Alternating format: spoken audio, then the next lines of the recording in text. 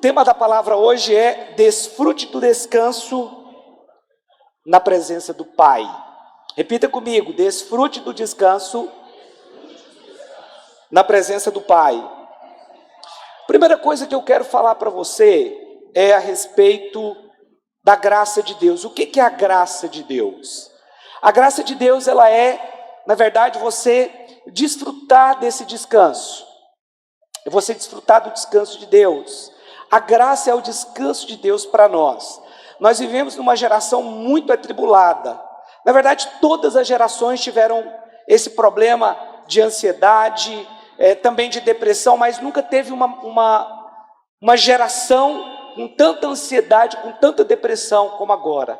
Mas isso é falta de conhecermos o descanso de Deus e até mesmo entrarmos nesse descanso. Agora, nós precisamos entender o que de fato é o descanso que a Bíblia fala. Porque quando nós pensamos em descanso, a primeira coisa que vem à nossa mente talvez é uma rede, amarrada em 2 coqueiros de frente para uma praia. Aí esse é um bom descanso também. Mas esse não é o descanso do qual a Bíblia fala. Sempre quando nós precisamos entender que o descanso ele é diferente disso. Mas a Bíblia diz, o único momento que a Bíblia diz que nós temos que nos esforçar é nos esforçar para entrar no descanso. Porque a nossa tendência é sermos ativistas, querer fazer muitas coisas, mas a palavra diz que nós temos que nos esforçar para entrar no descanso. Porque entrar no descanso é a única maneira de você frutificar. É a única maneira de você produzir, de fato, frutos verdadeiros. Mas nós temos que entender que o descanso, ele não é suas férias lá do final do ano. Até porque suas férias do final do ano, quando você tira, você volta mais cansado, não é? Fisicamente, é claro. Eu acho que emocionalmente é legal, mas fisicamente é muito cansativo. Quando a Bíblia fala que nós temos que nos esforçar para entrar no descanso, parece que é contraditório isso. Mas quando a gente viaja, por exemplo, viajar é muito bom, sim ou não, pessoal? É muito bom viajar. Mas quando a gente viaja, por exemplo, para um outro país, como nós fizemos esse ano, você pega aí 11 horas de voo, Só que se você for contar o tempo que você ficou em aeroporto, o tempo da viagem, o tempo até você chegar no seu hotel, isso, às vezes você leva, 24 horas para poder descansar. No avião não é muito confortável para você descansar, mas é legal, é bom, até mesmo a viagem de avião, você está naquela expectativa, aquele é o esforço para você chegar lá nas suas férias. Aí quando você chega, que você vai para o lugar que você quer ir, é maravilhoso, talvez uma praia, um país bacana, um estado legal, você vai ver familiares, todo aquele esforço que você teve compensou por causa das suas férias. Então nós temos que nos esforçar para entrar no descanso, mas precisamos entender o que significa descanso, porque as pessoas talvez tenham ideia errada. A primeira coisa, então, é que descanso não é férias, mas descanso também não é ociosidade. As pessoas ficarem ociosas, sem ter nada para fazer. Esse não é o descanso da qual a Bíblia fala, porque o descanso que a Bíblia fala, você só pode se apropriar dele pela fé. Então, se é pela fé, exige uma ação, porque toda fé, ela exige uma ação. A fé, ela não é um sentimento, não é algo teórico. A fé é um posicionamento diante da palavra de Deus, diante da verdade. É uma ação que torna a fé, quando você tem uma ação, é o que nós chamamos de crer, porque a fé é a certeza das coisas que se esperam e a convicção de fatos que não se veem. Ainda que você não esteja vendo, você precisa ter uma atitude à altura diante daquilo que Deus falou com você. Você precisa crer. Crer é um verbo, é ação. Então, fé não é você ficar ocioso. Amém, meus irmãos?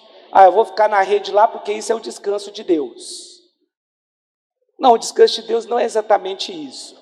Então, fé não é férias, fé também não é você ficar ansioso, ocioso, e fé também não é inatividade. Ah, não, eu vou deixar tudo acontecer. Não, nós estamos na graça. Quando nós falamos do descanso de Deus, o descanso ali, ele, na verdade, o descanso de Deus que a Bíblia fala não é você ficar, não, eu não vou fazer nada, eu vou deixar que a graça faça tudo.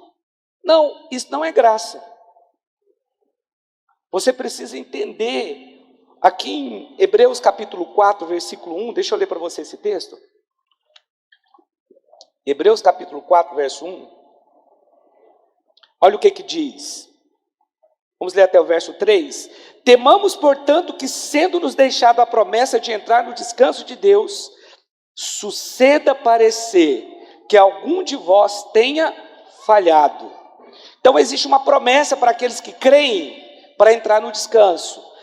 Porque também a nós foram anunciadas as boas novas, como se deu com eles. Mas a palavra que ouviram não lhes aproveitou, visto não ter sido acompanhada pela fé naqueles que a ouviram. Então preste atenção, foi dada uma palavra de descanso para o povo de Deus. Como aquela palavra, ela não foi acompanhada por uma ação, por uma atitude de fé, que é o que diz aqui, eles não se apropriaram desse descanso. Amém? Estão entendendo? Porque não tiveram a fé, não creram. E aqui está falando que o evangelho foi pregado primeiro a eles quem? Ao povo de Deus, aos judeus. Então Deus falou a respeito de um descanso, do sábado, do descanso. E nós não somos adventistas do sétimo dia não, porque nós não cremos que o descanso é um dia, nós cremos que o descanso é uma pessoa, nós cremos que o descanso é Jesus, portanto você pode trabalhar qualquer dia.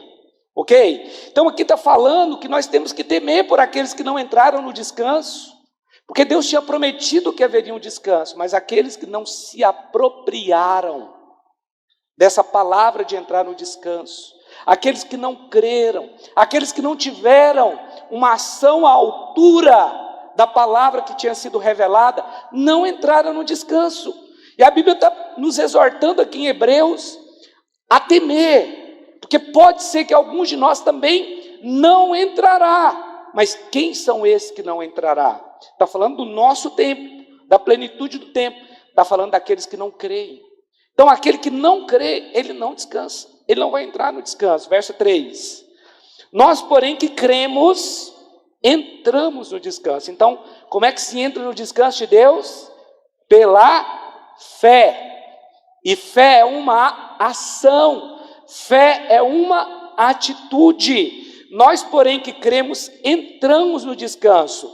Você teve uma atitude de levantar cedo, sair da sua casa e vir para o culto. O que você está fazendo aqui?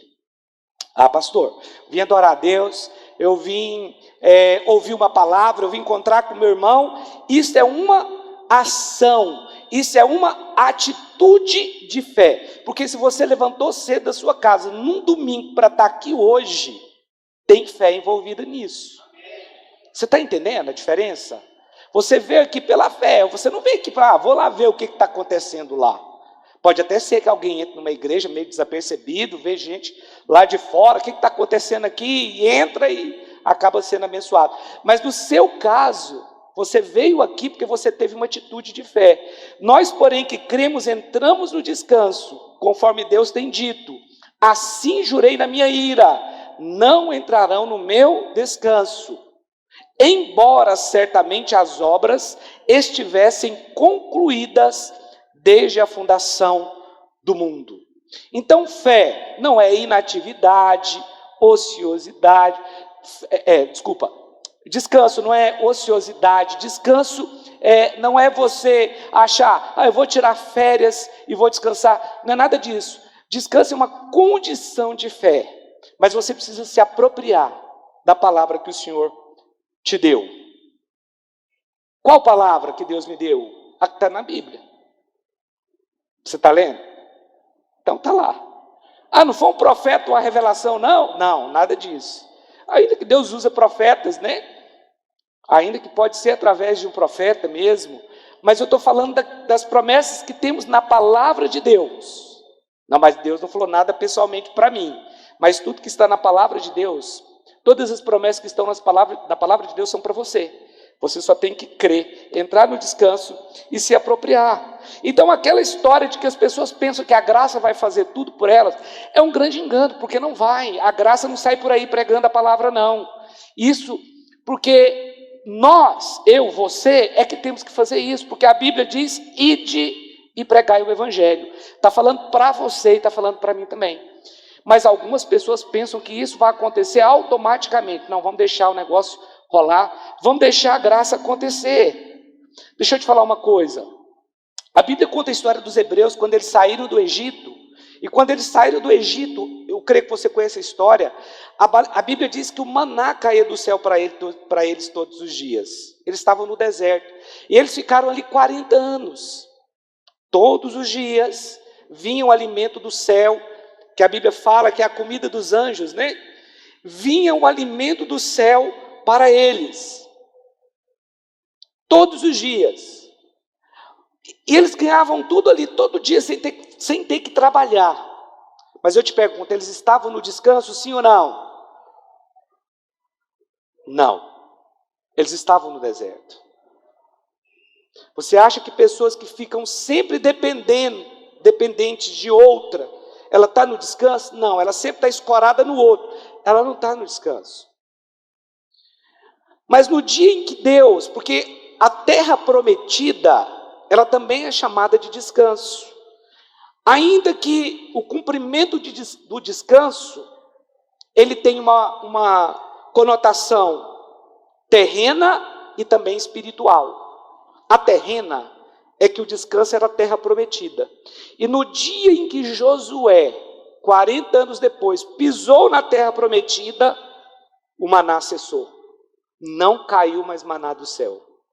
Só que eles pisaram na terra do descanso. Porém, eles tinham que trabalhar.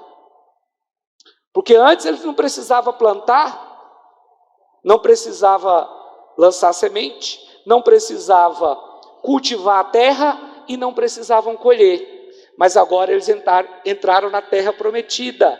E aí eles precisavam fazer todas essas coisas agora. Mas eles estavam no descanso. Eles estavam no sábado de Deus. Os irmãos estão entendendo? No momento que eles entraram na promessa do descanso, eles trabalharam. Mas tem uma diferença. A terra era uma terra muito boa. Era uma terra que manava leite e mel. Os frutos eram gigantescos. Então era muito simples o trabalho, porque, na verdade, a obra de Deus ela tem que ser feita no descanso. Mas isso não significa que não tem trabalho. Tem. Mas tem que ser feita no descanso. Eu não posso confiar nos meus méritos, nem nas minhas qualidades, dons ou qualquer coisa, habilidade, mas eu tenho que confiar em Deus. Então, onde é que está a confiança? Eles semeavam a semente, cultivavam a terra e tinham certeza que aquela semente ia dar bons frutos.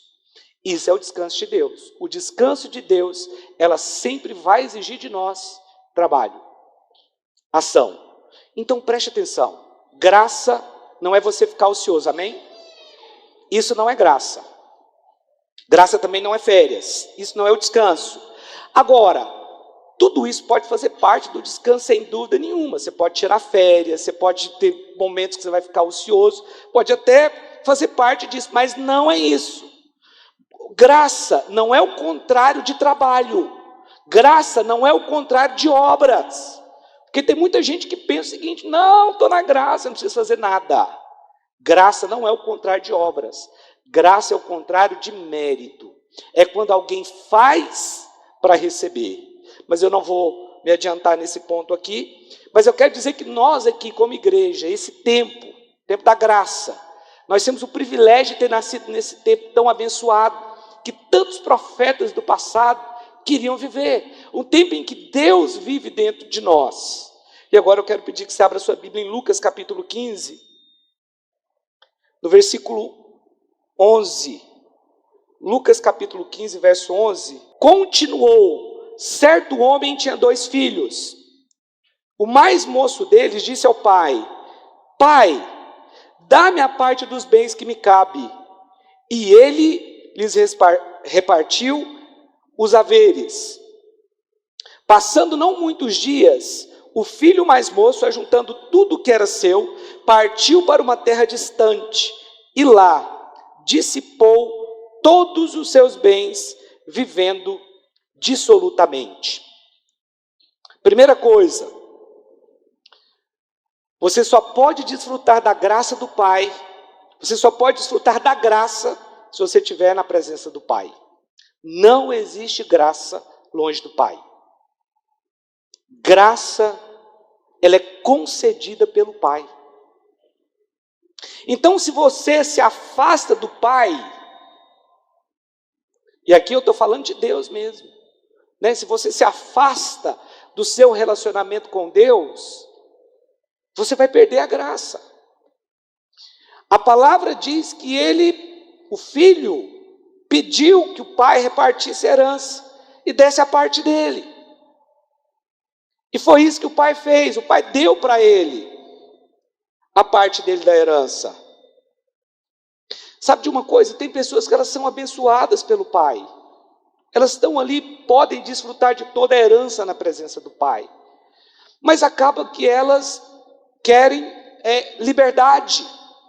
Elas talvez não querem ninguém regulando a vida delas. E elas querem ir embora. Então elas pegam a herança do pai e vão embora. E se afasta do pai. Tem pessoas que elas são abençoadas por Deus, elas prosperam, elas crescem, mas depois elas vão embora. Porque prosperaram, porque cresceram, e agora se tornaram independentes, acham que não precisa mais do pai, porque eu tenho dinheiro suficiente para cuidar de mim, então eu posso ir embora, eu posso tomar minhas próprias decisões, meu pai está ultrapassado. Olha, nós precisamos tomar cuidado com isso. E agora aqui, quando eu falo disso, eu falo de pessoas que abandonaram o seu relacionamento com Deus, que simplesmente agora, porque tem coisas, porque tem talvez fama, porque se tornou alguém influente nas redes sociais, ele pensa que pode ter independência do pai, ele pensa simplesmente que ele tem recursos, e que ele pode agora comprar qualquer coisa que ele quiser. E quando a pessoa se afasta do pai e toma essa posição, ele vai perder. Ele vai perder. Porque na medida que você para de depender de Deus, você vai perder a graça de Deus, ainda que você tenha muitas coisas, ainda que você tenha coisas até que foi o pai que te deu pela graça. Porque esse menino aqui, ele foi embora. Sim ou não? Ele foi embora. Mas ele foi embora com os recursos que o pai deu para ele. Mas deixa eu te falar uma coisa. Todo o recurso que você tiver longe do pai vai acabar. E aqui eu não estou falando fisicamente, não. Porque se você não tem paz, você pode ter todo o dinheiro do mundo. Não vai valer a pena, eu te garanto isso. A palavra diz que o filho, aqui está dizendo que o filho ele foi para uma terra distante, ele queria distância do pai. Se afastou. E quando você se afasta do pai, você está se afastando da graça do pai. Não tem como você estar longe do pai e ainda ter graça. Graça está junto com o pai. Quantos aqui estão me entendendo? Diga amém. O segundo ponto é, quando você rejeita o pai, você rejeitou a graça. Não tem mais graça, não tem mais descanso. E sabe de uma coisa, meus irmãos? Há pessoas que elas rejeitam a graça. Elas rejeitam o pai. Elas rejeitam aquilo que o pai está dizendo para elas. Agora abra sua Bíblia em Hebreus capítulo 6, versículo 4. Elas ficam resistindo à graça de Deus, elas resistem à palavra de Deus e elas resistem ao Pai. E nós precisamos tomar cuidado. Olha o que diz aqui em Hebreus capítulo 6, versículo 4, até o 6 diz: é impossível, pois, que aqueles que uma vez foram iluminados e provaram o dom celestial e se tornaram participantes do Espírito Santo, para que, olha aqui, está dizendo que é impossível, pois, que aqueles que uma vez foram iluminados. O que é iluminado? É ter a revelação da palavra, amém?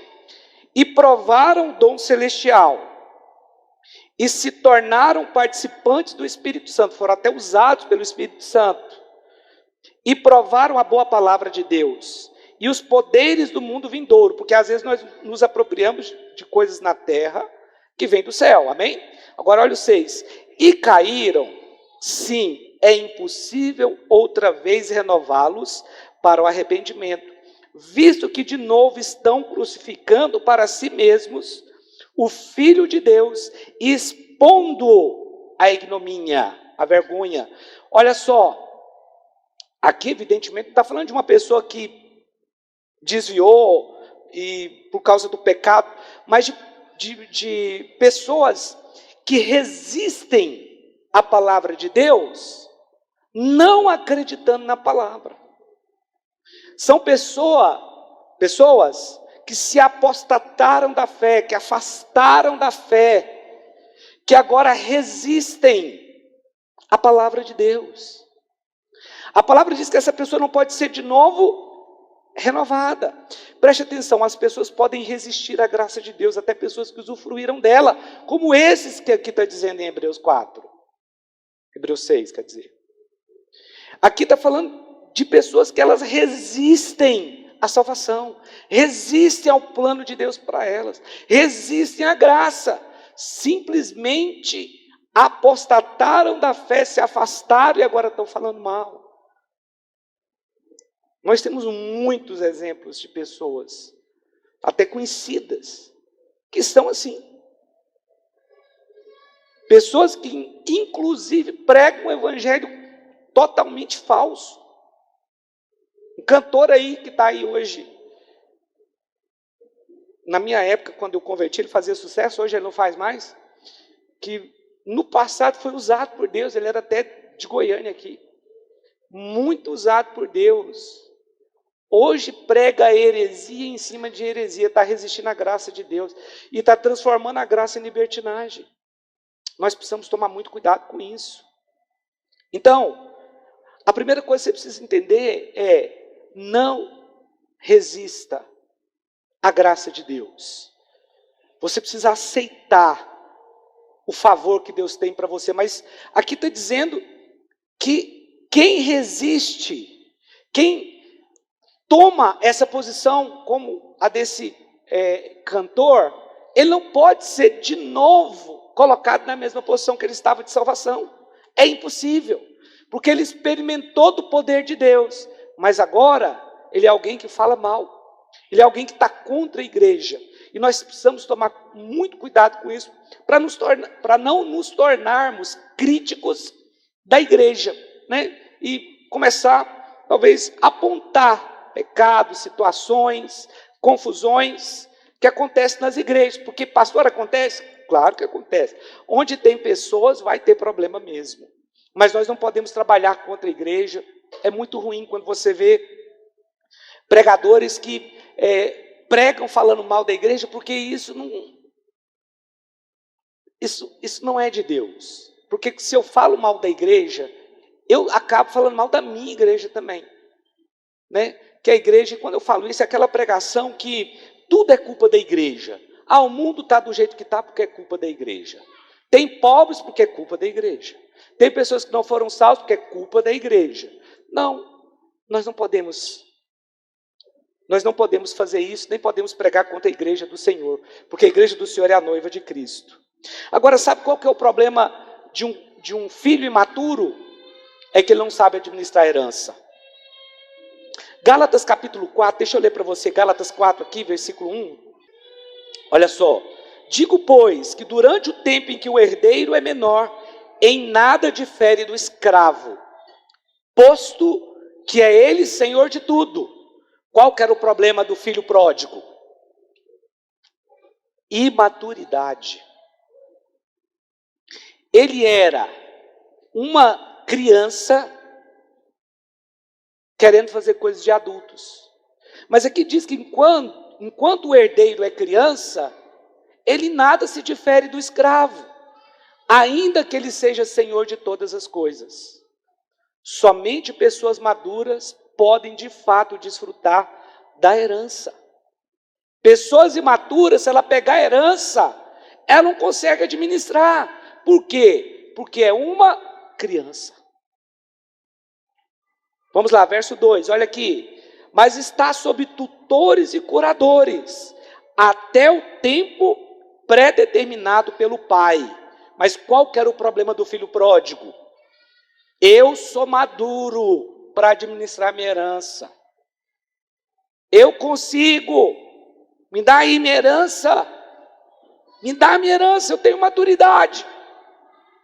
Mas aqui está dizendo, mas está sob tutores e curadores até o tempo pré-determinado pelo pai. Então, pessoas que são crianças, elas precisam ser conduzidas. Os irmãos estão entendendo? Mas se elas deixarem a casa do pai, se elas entenderem que o pai não tem importância mais, porque é o pai que vai predeterminar o tempo que a pessoa tem que receber a herança. Porque tudo no reino de Deus, meu irmão, depende de processos. Deus, ele trabalha através de processos. Por isso que você não deve jogar na loteria. Não é só por isso, mas por isso também. Porque pessoas que ganham na loteria, elas não passaram por um processo. Elas pensam que pode comprar o mundo e 95% fica pobre de novo. Porque não se submeteram a um processo. Aqui está dizendo, mas está sob tutores, né? E curadores, até o tempo pré-determinado pelo pai. Então é o pai que tem a maturidade de saber quando o filho pode desfrutar da herança. Quando pode ser dada ao filho a herança, né? Mas um filho imaturo, ele não consegue administrar. E esse foi o principal problema do filho pródigo. Ele era imaturo, ele estava ali como escravo, né? A Bíblia diz que aqui o imaturo precisa de tutores, esse era o caso dele, porque ele gastou todos os seus bens dissolutamente, é o que a Bíblia diz. E ele não conseguiu desfrutar da herança, não conseguiu desenvolver uma administração que pudesse sustentar ele, talvez pelo resto da vida, porque é o que a Bíblia dá a entender que o pai era rico. Quarta coisa, a graça, ela não anula as consequências do pecado. Vamos volta lá para Lucas capítulo 15, vamos lá para o verso 13 de novo. Lucas 15, 13. Passados não muitos dias, o filho mais moço, juntando tudo que era seu, partiu para uma terra distante, e lá dissipou todos os seus bens, vivendo dissolutamente. Olha a maturidade dele. Olha o 14 agora. Depois de ter consumido tudo. Então qual que é a primeira coisa que acontece quando a pessoa se afasta da graça? Ela vai consumir tudo. Ela vai perder tudo. Aqui está dizendo, ó, depois de ter consumido tudo, sobreveio àquele país uma grande fome, e ele começou a padecer de necessidade, ele passar necessidade. Então, aqui está dizendo que ele se afastou do pai, perdeu tudo, e agora começa a passar necessidade. Mas enquanto ele estava com o pai, desfrutando da herança do pai, ele tinha alguma necessidade? Ele precisava se preocupar com a administração da herança? Não. Mas ele saiu da presença do pai. E uma vez que você sai da presença do pai, você vai perder a graça. E o pai aqui é Deus, viu, irmão? O pai aqui não sou eu, o pai aqui não é o pastor Aloísio. O pai aqui é Deus. Quando você sai da presença do pai, que você para de depender de um relacionamento, do seu relacionamento com o pai, você se afastou da graça. E aí ele começa a perder tudo e passar necessidade. Porque ele gastou.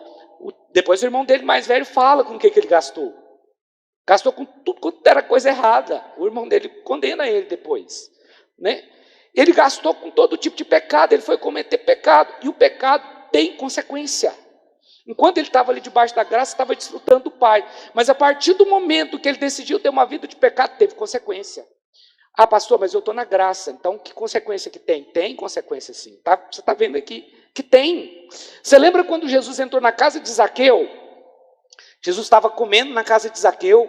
Zaqueu levantou e falou assim, olha, é o seguinte, Jesus, quero te falar uma coisa aqui.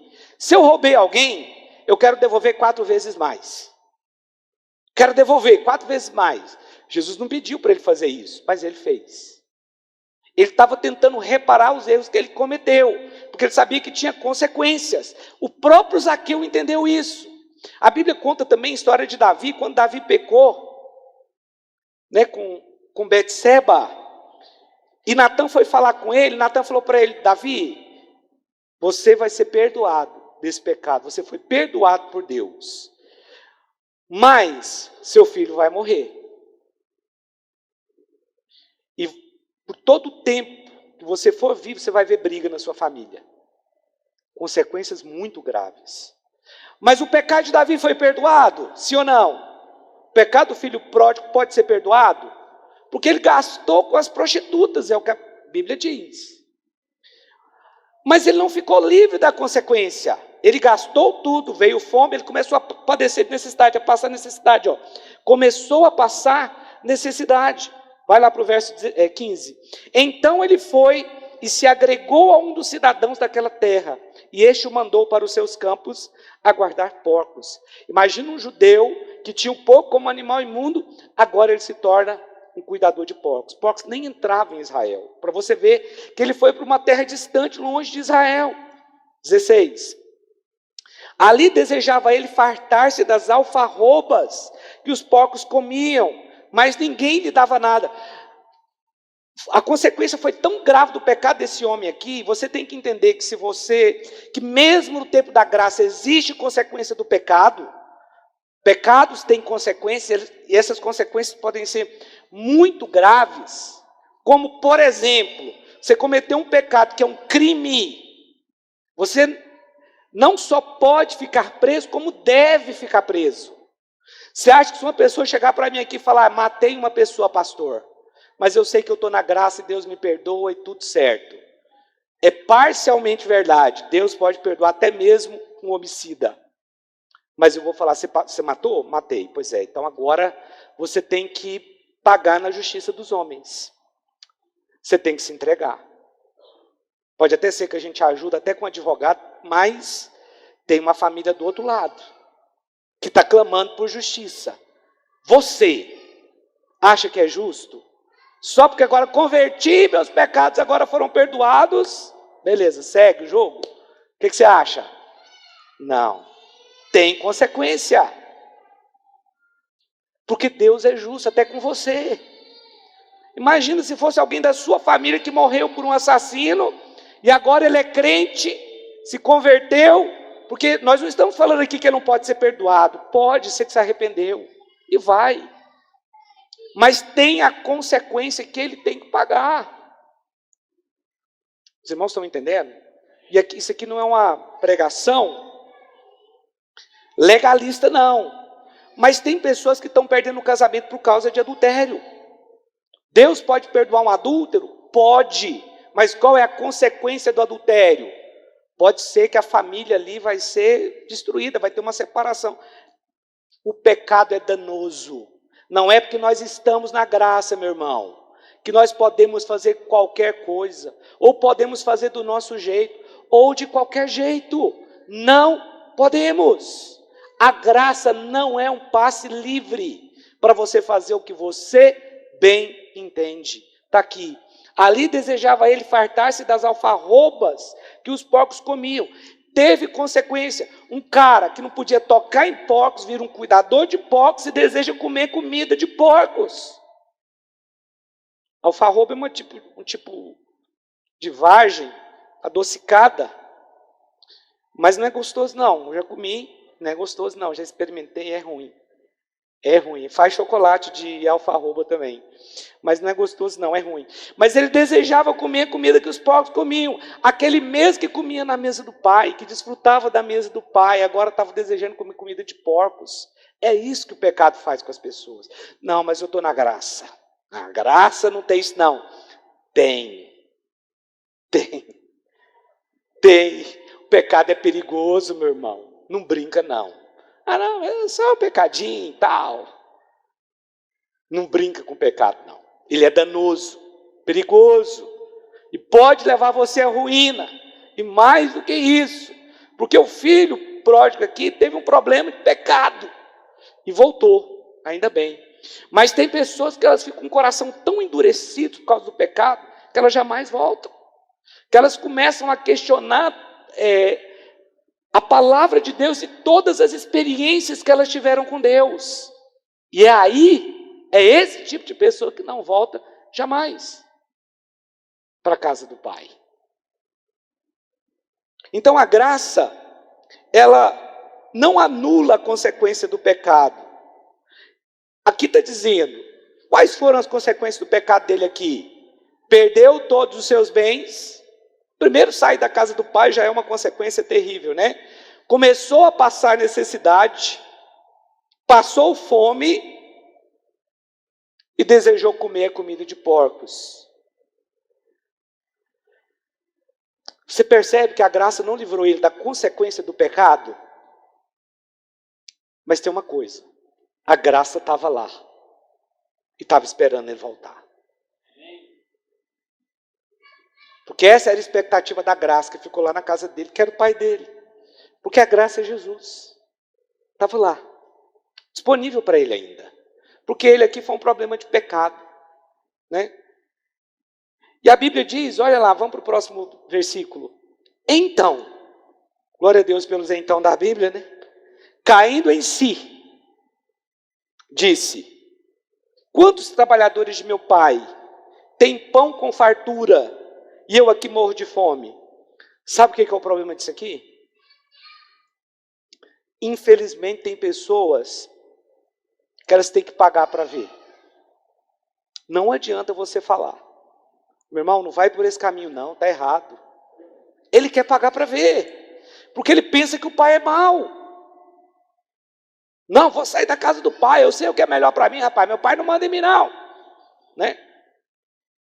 Mas aqui está dizendo que ele caiu em si, depois de passar por tantas situações difíceis, de ser humilhado em ter que cuidar de porcos, de passar fome, de desejar comer comida de porcos, aí ele caiu em si.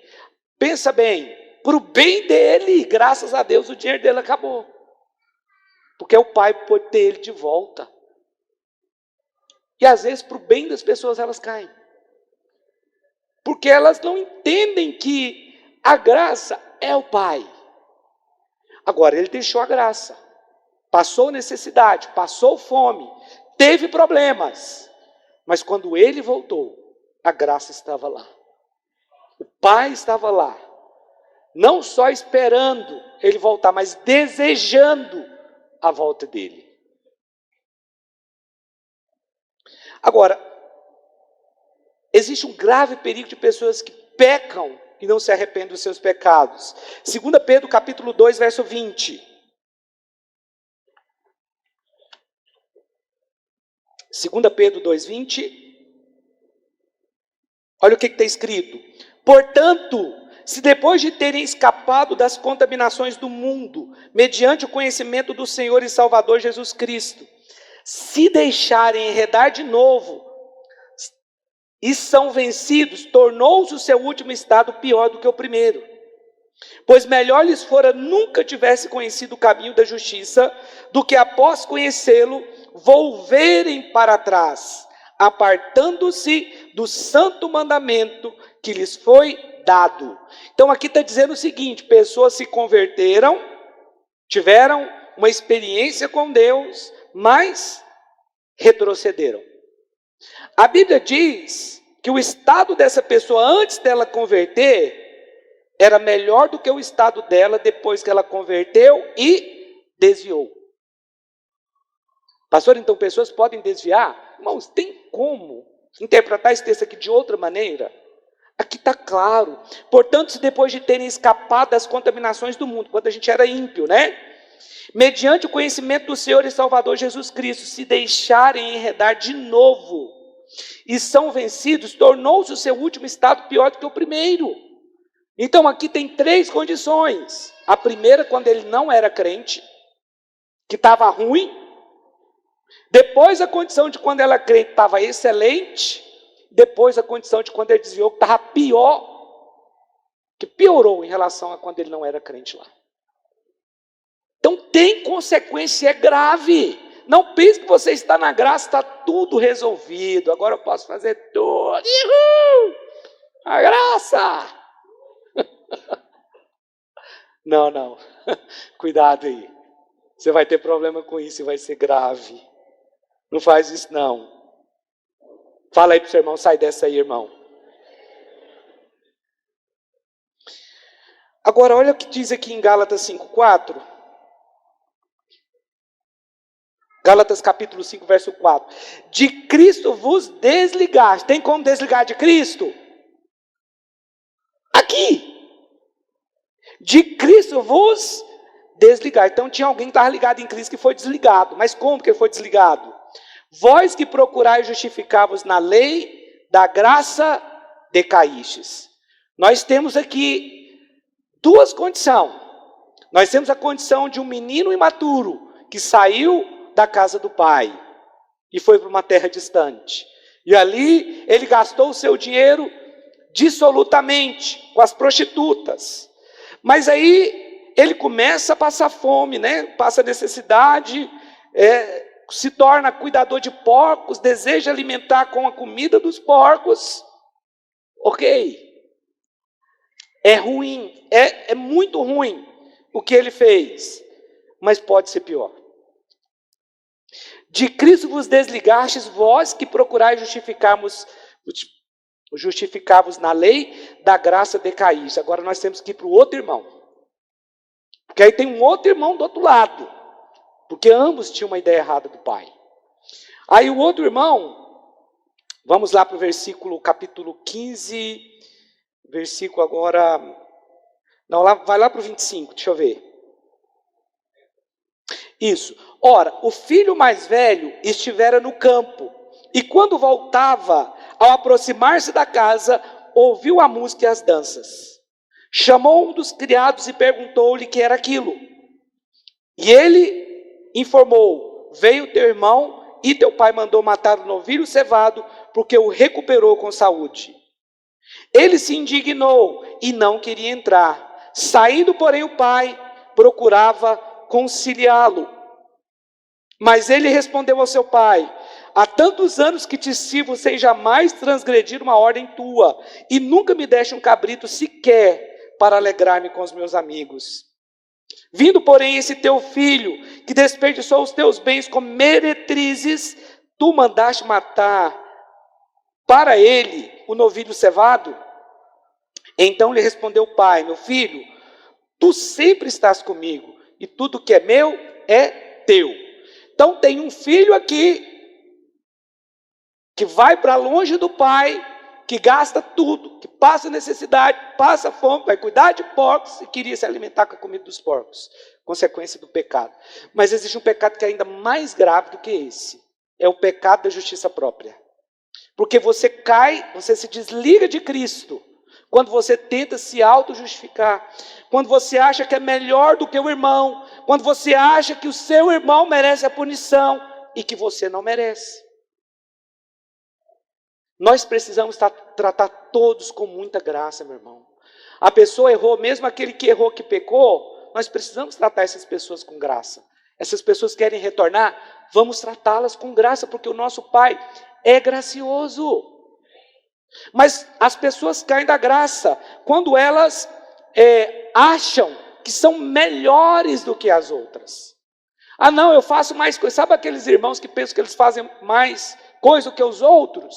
Ah não, eu sou mais usado porque eu faço mais coisas. Para com isso. Eu trabalho mais do que todo mundo aqui. Para de achar que você tem meta em alguma coisa. É aí que está o problema. O problema não é o trabalho que você faz, mas é o senso de recompensa que você acha que tem que ter. Porque você trabalhou mais, agora você tem, então, que receber mais. Mas volta lá para o versículo 26. Chamou um dos criados e perguntou-lhe o que era aquilo. E ele informou, 28, desculpa. Ele se indignou e não queria entrar. Por que ele se indignou? Porque ele se achava o santo. Ele se achava o bom. Eu nunca deixei a casa do pai. Pastor, mas você não está contradizendo o que você pregou? Mas não adianta você estar na casa do pai e não conhecer o pai. Não adianta você estar na casa do pai e achar que o pai é egoísta. Porque aqui ele fala que o pai nunca deu um cabrito para ele. Não adianta você estar na casa do pai e se ver como um escravo, porque era assim que ele se via. O que ele disse? Eu trabalhei tanto. Agora eu vou parafrasear aqui. Eu trabalhei tanto aqui no cabo da enxada, ajudando, fazendo tudo. Você nunca me deu um cabrito, mas no começo do texto fala que o pai repartiu os bens entre os dois. Não foi só o filho mais novo que teve a herança, o mais velho também. Mas quando você não tem revelação da graça, você não desfruta. Não adianta você estar na casa do pai e não conhecer o pai. E tem muita gente assim. Ela está na casa do pai, mas não sabe o quanto o pai é gracioso. Aí o que ela pensa? Eu preciso fazer por merecer. Eu acho que aquela frase do filme Um Resgate do Soldado Ryan, ela é uma frase sensacional. Quando o capitão está morrendo, ele vira para o soldado Ryan e fala: faça valer a pena. Faça a sua vida valer a pena. Mas ela não é tão bíblica. Porque muitas vezes nós caímos nessa armadilha de pensar que nós merecemos muito. Sendo que, na verdade, nós não merecemos nada. Tudo que vem é a graça de Deus para nós. Mas ele achou que merecia. Olha aqui, ó. Primeiro, pessoas que são legalistas, elas nunca se alegram quando alguém retorna, porque ela acha que aquela pessoa tem que ser punida. Ué, mas por que ao invés de o senhor punir ele, o senhor tratou ele bem? Só que ele esqueceu. Pastor, mas talvez ele está certo, não está não? Porque ele ficou lá com o pai. O outro foi lá com a sua herança com as prostitutas. Aí volta agora, recebe tudo de novo. Mas aí você está ignorando que ele teve uma consequência do pecado aqui. Esse cara aqui ralou demais lá no mundo. Teve, não é que não teve não. E tem mais, o pai não foi atrás para falar assim: meu filho, não vou deixar você passar pela consequência do pecado não. O pai deixou. O pai poderia ter ido lá: não, vem cá, você é meu filho, eu vou te proteger, não vai ter consequência do pecado. Não foi atrás não. Deixou ele passar a consequência do pecado. Mas a Bíblia diz que ele caiu em si. Por que ele caiu em si? Porque ele pôde comparar. Vivia lá na abundância, na graça. Mas quando ele foi lá para o mundo, que ele viu que ninguém ajudava ele, que ninguém era por ele, e ele se lembrou de como o pai tratava os servos. Ele falou: gente, meu pai é a melhor pessoa que tem.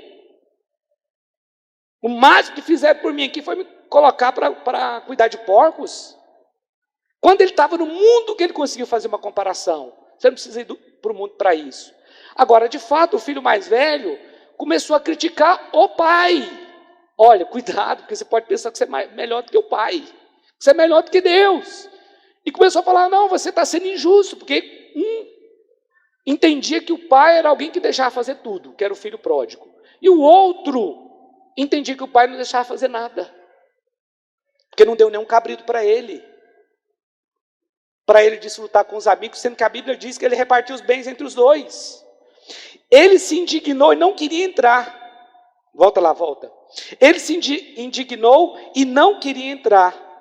Porque é assim, quem vive na lei, ele não festeja com quem está na graça. Não tem. São duas coisas diferentes. Lei é lei, graça é graça. Mas nós desligamos de Cristo quando nos tornamos legalistas. Ele se indignou e não queria entrar. Por quê? Porque ele achava o seguinte: eu é que trabalhei, eu é que mereço. Porque o que aconteceu quando o filho voltou? Quando ele volta, a Bíblia diz que o pai saiu correndo, o abraçou e o beijou. E falou assim: traz a túnica nova, coloca nele. A túnica nova, novas vestes, fala de nova natureza, ele estava sujo. Traz aquelas vestes novas lá, coloca nele. Traz um anel, coloca no dedo dele. Um anel. O anel era sinal de autoridade. O pai estava devolvendo ao filho pródigo a mesma condição que ele tinha de quando ele saiu. Pastor, mas é injusto. Ô, meu irmão, a graça é uma bênção. Graças a Deus pela graça. Devolveu a ele a mesma autoridade que ele tinha. Coloca um anel no dedo dele. Vai lá e mata o novilho especial, que está preparado para a ocasião especial. Havia uma expectativa no coração do pai que o filho pecador, o filho gastador, retornasse. E ele retorna, mas aí o filho mais velho não entende, porque é assim. Pessoas legalistas, elas nunca vão se alegrar, porque aqui diz que ele se indignou e não queria entrar para a festa, né? Porque legalistas nunca festejam com quem volta. Porém, o pai o procurava conciliá-lo. Olha o 29 agora. Mas ele respondeu ao seu pai: há tantos anos que te sirvo sem jamais transgredir uma ordem tua. Isso aqui é verdade? Tem como alguém nunca transgredir uma ordem? Então ele era um mentiroso. Essa foi a primeira coisa que ele transgrediu. E nunca me deste um cabrito sequer para alegrar-me com os meus amigos. Deixa eu te falar uma coisa. Quando nós temos essa postura de crítica, como o filho mais velho teve, existe algo dentro da pessoa que está errado, uma crença errada. Porque aqui ele respondeu que ele há tantos anos servia o pai. Mas por quê? O pai tinha servos. O máximo que o filho tinha que fazer era administrar o que o pai tinha. Não mais do que isso. Mas ele se via como um escravo. Eu te pergunto, como você se vê? Porque isso determina a bênção de Deus na sua vida. Se você se vê como um escravo, é isso que você vai ser. Porque você vai sempre achar que tem que fazer para merecer. Mas se você se vê como filho, você apenas vai administrar a herança que ele te deu. Só isso. Não é que não vai ter trabalho. Vai administrar uma herança, dá trabalho também. Mas você vai estar debaixo do pai. A hora que você não souber como fazer, pai, como é que eu faço aqui? O senhor tem muito mais experiência do que eu. Eu não sei. O senhor pode me ajudar? Mas ele respondeu ao seu pai: há tantos anos que te sirvo sem jamais transgredir uma ordem tua, e nunca me deste um cabrito. Se você tiver que fazer coisa para receber uma herança, não é herança. É salário. Porque salário você trabalha para receber no final do mês. Herança não. A herança vem do seu pai. Ainda que o máximo que você vai ter que fazer é administrar. Mas a herança vem do seu pai. Você não teve que trabalhar para ter. Foi seu pai que te deu. Vocês estão entendendo a diferença? Olha, sabe de uma coisa, irmãos? Às vezes eu vejo quanto tem pessoas hoje que estão produzindo determinados resultados. Eu quero falar disso talvez até a semana que vem. Mas que elas estão colocando um valor na herança delas. E quando você coloca um valor na sua herança, ela vira um salário. Tem muitas pessoas que, estou falando agora de crentes mesmo, que já estão recebendo o seu galardão. Porque são pessoas que dizem que estão servindo o reino de Deus, mas que cobram caro, às vezes, para cantar. Pastor, você acha que essa pessoa vai ser salva? Acho que vai. Acho que vai sim. Né? Mas aquilo ali não pode ser chamado de ministério, porque elas colocaram um preço. O que é o correto, na minha opinião? Pastor, eu vou aí, vocês podem me dar uma oferta? A igreja pode me dar uma oferta? Sim, a igreja pode, e a igreja deveria dar uma oferta mesmo. Porque tem igreja que também não quer gastar nada. Tem isso. Isso é um outro problema, que desonra, né? E você só tem aquilo que você honra. Mas a pessoa não tinha que colocar preço. Quando você coloca preço, você perde a herança. Porque aquilo está colocando preço. Trabalhei tanto para você, você nunca me deu nada. Que tipo de pai é você? Qual que é o moral da história aqui? O filho mais novo, ele tinha uma imagem de um pai permissivo, passivo, que não pune pecados. Ele tinha uma ideia que a graça é libertina, como muitos têm. E qual que era o problema do filho mais velho? Era o contrário. Ele achava que seu pai era severo em extremo, que seu pai era egoísta porque não dava nada para ele.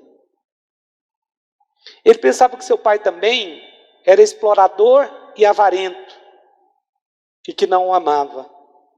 Ele achava o seu pai injusto, porque ele quis dar uma ordem aqui para o seu pai. O problema dele todinho aqui é que ele se via como escravo. Você precisa entender que você precisa estar na casa do pai. Pastor, mas só isso resolve? Não. Se você não tiver um relacionamento com o pai, você vai ser como o filho mais velho, que mesmo estando na casa do pai, não se via como filho. não se via como herdeiro. Tinha uma herança disponível para ele, mas ele estava preocupado com o cabrito, para festejar com os amigos. Nós precisamos estar na casa do Pai, aos pés do Pai, e pedindo para que o Pai nos ajude a administrar a herança que Ele nos deu. Lá no começo, quando eu disse para você que há pessoas que pensam que por causa da graça tudo é permitido, foi por pensar assim, talvez, que o filho pródigo foi embora e achou que era autossuficiente. Mas se você saiu da presença do Pai, você pode ter sérios problemas.